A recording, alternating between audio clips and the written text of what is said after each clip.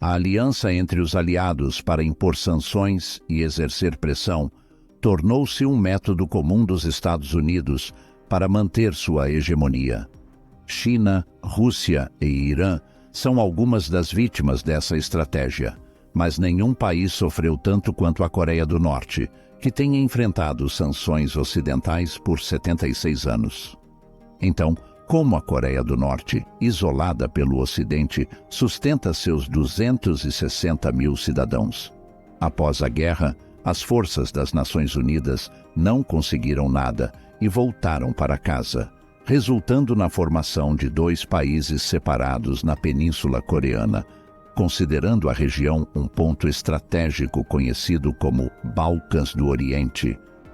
Diante da impossibilidade de vencer uma guerra, recorreram às suas táticas preferidas da Guerra Fria, aplicando uma série de sanções e bloqueios contra a Coreia do Norte. As sanções contra a Coreia do Norte são principalmente econômicas, com o objetivo de cortar as fontes de financiamento do governo norte-coreano. A Casa Branca percebeu que a economia da Coreia do Norte é extremamente frágil e facilmente impactada por sanções. Então, começaram bloqueando o mercado de importação e exportação para reduzir a receita externa do país. As resoluções de sanção mostram que as medidas afetam áreas como mineração de ferro, carvão, frutos do mar e produtos agrícolas.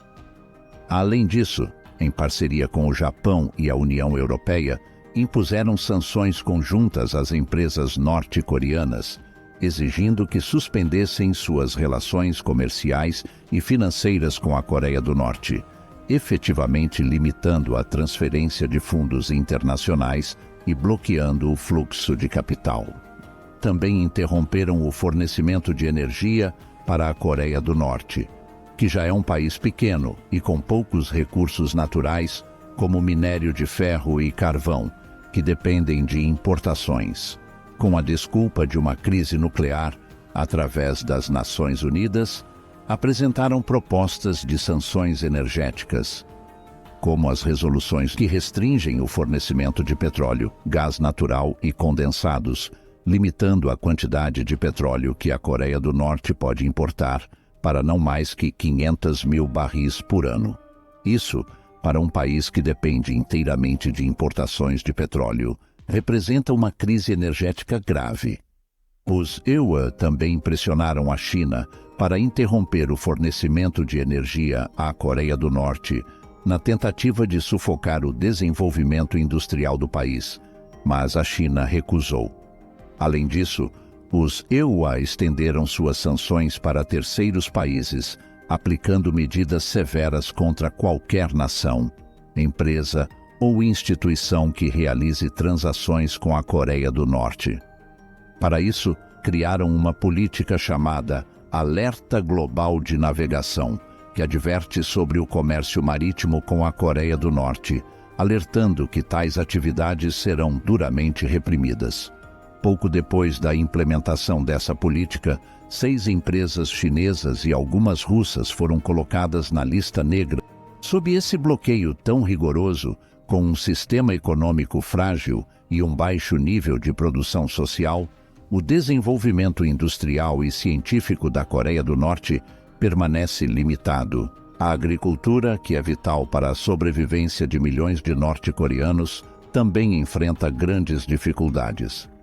A área agrícola da Coreia do Norte é limitada, com apenas cerca de 1,9 milhão de hectares de terra arável, o que é insuficiente para sustentar sua população.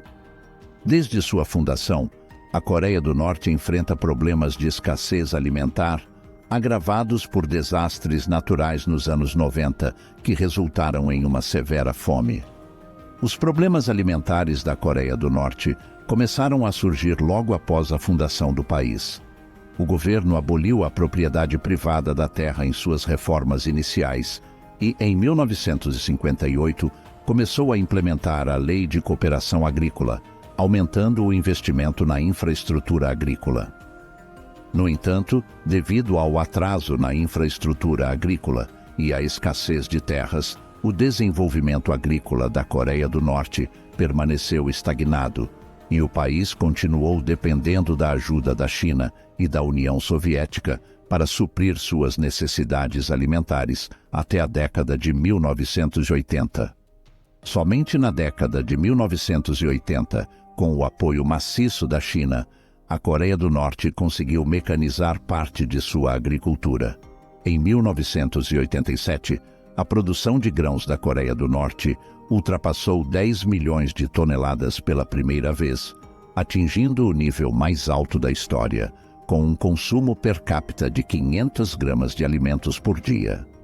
As principais áreas de produção de grãos da Coreia do Norte estão localizadas na costa centro-oeste, onde desastres naturais como secas, inundações, granizo e tufões ocorrem frequentemente e impactam fortemente a já frágil agricultura do país.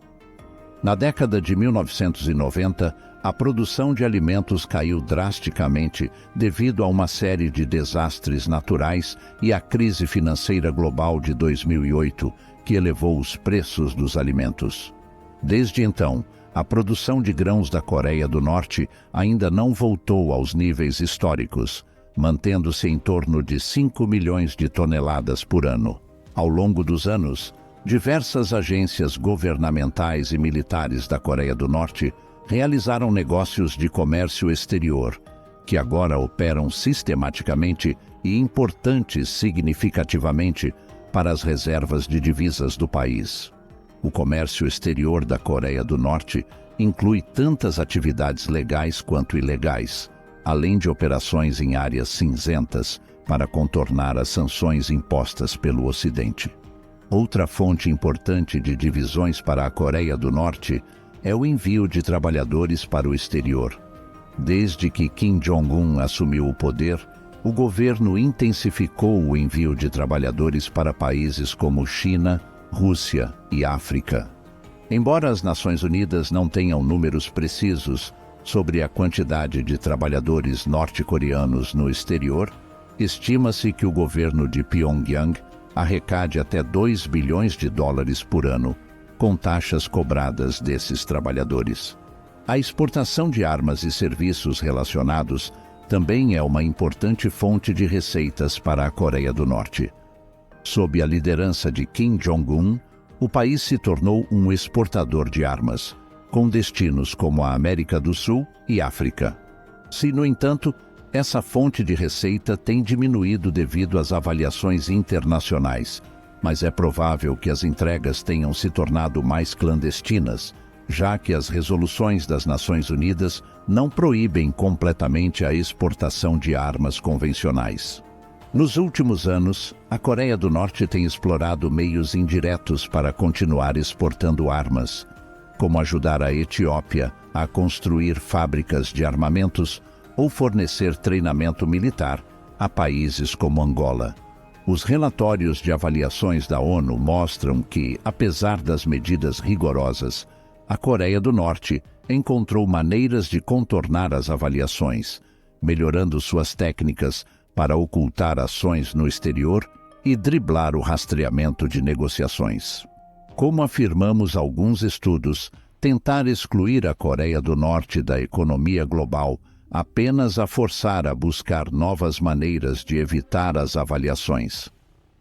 A realidade é que o país já encontrou essas maneiras, e as tentativas do Ocidente de sufocar a economia norte-coreana falharam.